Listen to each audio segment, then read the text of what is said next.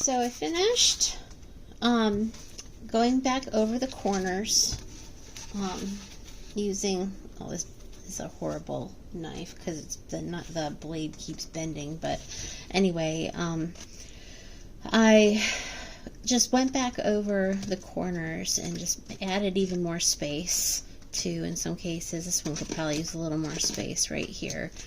In fact, I'll just do that right now. By adding that extra space, it just kind of, it'll give more space for there to be grout, and I think it'll look a lot nicer that way. So, I mean, in some cases, they're so glued in there that I'm having no choice but to kind of scrape out some of the styrofoam that's underneath it. But there's no harm in that, because it'll just get filled up. And originally what I was planning on doing, because prior to cutting up all the styrofoam underneath, I thought I would just paint everything, but now that there's some holes, you know, some deep crevices in between some of these stones, as you can see, maybe like in here, like there's some gouges now from trying to, you know, break through the glue and cut these stones a little bit more. I don't know, I'm much happier with it right now. I have this taped down because I have this corner piece that came up. So I re-glued it, and I'm just letting it dry. But the next thing I need to do is the side, and I got thinking about how I'm going to do the side. Oh, but back to the gouges. I'm probably going to have to fill that maybe with maybe some, what do you call it, with the spackling, like maybe like just put some spackling in those spots, and then once that dries, then I can paint everything, so I don't have all these deep spots in there, because that's not realistic unless your wall is falling apart, so which we don't want that. So alright, so moving on to the side.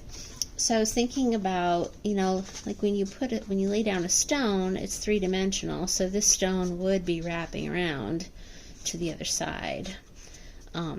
You would see it, you know, you would view this stone from this side as well. So what I'm going to do is I cut a piece of egg carton. This was from the top of it. I try to cut out as many of the flat pieces that I can because it's less work.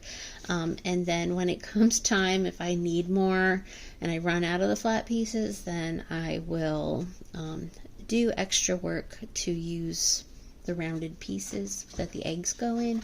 So, but for right now, I figured if I lay this piece down, and I already drew one, you know, I'm even going to go ahead and tape it just to keep it in place. I love painter's tape. Okay, oop, that's down a little too far over here.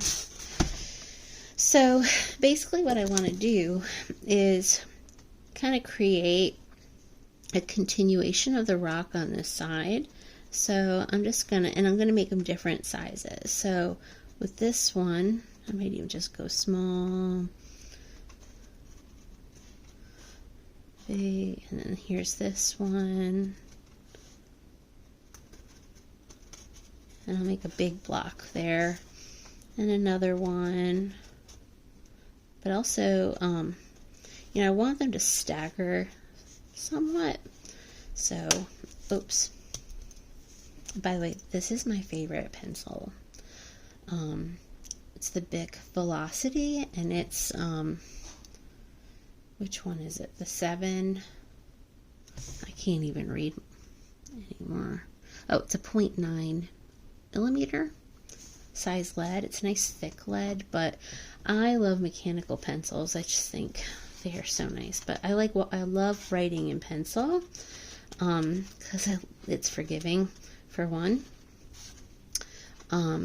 But it allows me to be more precise. I don't have to worry about the pencil dulling, and I use it a lot for taking notes and sketching and everything. So anyway, I'm just sharing that in case you're interested. I broke it again. Maybe not for this project.